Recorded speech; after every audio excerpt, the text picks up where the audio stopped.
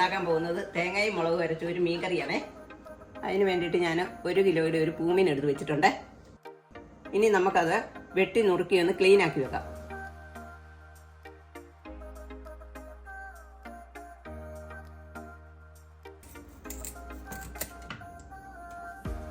ഇനി നമുക്ക് ഇതിൻ്റെ ചെതുമ്പലൊന്ന് ചെത്തിക്കളയാം. ഇതുപോലെ നല്ല കത്തി ഉണ്ടെങ്കിൽ ഇതുപോലെ ഇതിൻ്റെ ചെതുമ്പൽ ഇങ്ങനെ ചെത്തിയെടുക്കാൻ പറ്റും.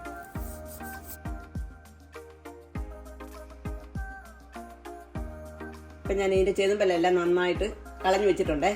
ഇനി നമുക്കിതൊന്ന് തേച്ച് വൃത്തിയാക്കി എടുക്കാം. നമ്മുടെ നാട്ടിലാണെങ്കിൽ നമുക്ക് കല്ലിലിട്ട് തേച്ച് എടുക്കാം. ഇവിടെ നമുക്ക് കല്ല് കിട്ടാത്തത് കൊണ്ട് നല്ലൊരു സ്ക്രബ് ഉപയോഗിച്ച് നന്നായിട്ട് തേച്ച് കഴുകിയെടുക്കാം. തേച്ചെല്ലാം കഴിഞ്ഞ് ഇതിൻ്റെ തലയുടെ ചെകിളയെല്ലാം നമുക്ക് കണ്ടിച്ച് കളയാം.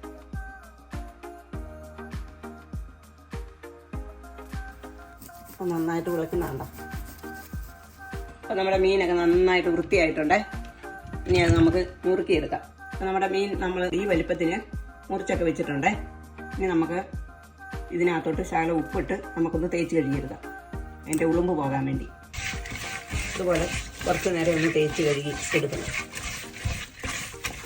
അന്നേരം അതിൻ്റെ ഉളുമ്പ് കുറേ കൂടെ പൊക്കോളും. അപ്പം നമ്മൾ ഉപ്പൊക്കെ ഇട്ട് നല്ല കഴുകി വൃത്തിയാക്കി വെച്ചിട്ടുണ്ടേ.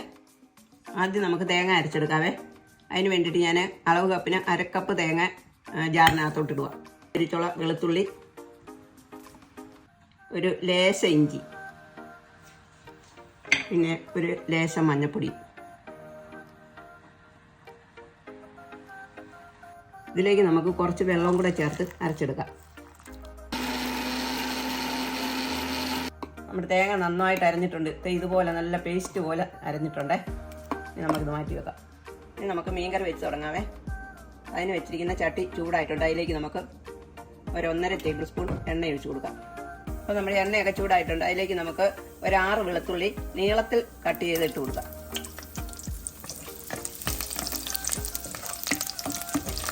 മീഡിയം ചൂടിൽ ഇതൊന്ന് ചെറുതായിട്ട് ബ്രൗൺ കളറായിട്ട് വരട്ടെ. നമുക്കൊരു കുറച്ച് കറിവേപ്പില ഇട്ട് കൊടുത്തേക്കാം. അപ്പോൾ ഇത് നല്ല ബ്രൗൺ കളറായിട്ടുണ്ടേ. ഇത് നമുക്ക് തീ നന്നായിട്ട് കുറച്ച് വെച്ചിട്ട് ഇതിലേക്ക് പൊടികൾ ഇട്ട് കൊടുക്കാം. നമുക്കിതിലേക്ക് 2 ടേബിൾ സ്പൂൺ മുളക് പൊടി, 1.5 ടേബിൾ സ്പൂൺ മല്ലിപ്പൊടി, ഒരു 1/4 ടീസ്പൂൺ ഉലുവാപ്പൊടി, 1/4 ടീസ്പൂൺ മഞ്ഞൾപ്പൊടി. ഇനി നമുക്കിതൊന്ന് ഇളക്കി ഇതിൻ്റെ പച്ചമണമൊക്കെ ഒന്ന് മാറണം. അപ്പം നമ്മുടെ മുളകെല്ലാം ഒന്ന് വാടിയിട്ടുണ്ട്. ഇതിലേക്ക് നമുക്ക് തക്കാളി ഇട്ട് കൊടുക്കാം. ഞാനൊരു ചെറിയ തക്കാളി ചേർക്കുന്നുണ്ട് മീൻ കറിക്കകത്തോട്ടെ. തക്കാളിയും കൂടെ ഒന്ന് വാടുന്നു വരട്ടെ. അപ്പം നമ്മുടെ തക്കാളി നന്നായിട്ട് വാടിയിട്ടുണ്ട്. ഇതിലേക്ക് നമുക്ക് അരച്ച് വെച്ച തേങ്ങ ഇട്ട് കൊടുക്കാം. ഇതെല്ലാം നമുക്ക് നന്നായിട്ടൊന്ന് യോജിപ്പിച്ചെടുക്കാം.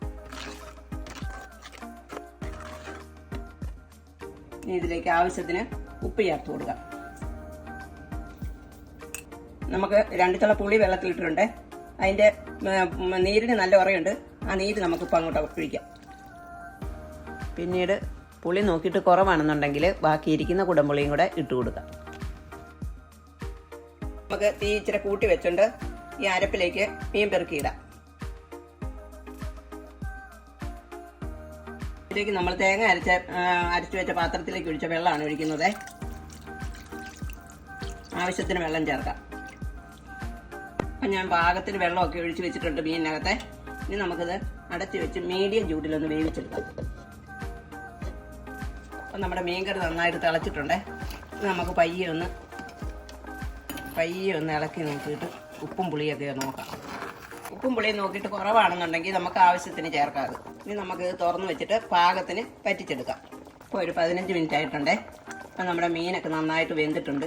ചാറൊക്കെ നല്ലപോലെ കുറുകി വന്നിട്ടുണ്ട്. നമുക്കിനി അത് മാറ്റി വെക്കാം. ഇനി നമുക്ക് മീൻ കറിയിലേക്ക് ശകലം കടുക് താളിച്ചു കൊടുക്കാം. അതിന് വേണ്ടിയിട്ട് ഞാനൊരു പാനിനകത്തോട്ട് 1 ടേബിൾ സ്പൂൺ എണ്ണ ഒഴിച്ചു കൊടുക്കുന്നുണ്ട്.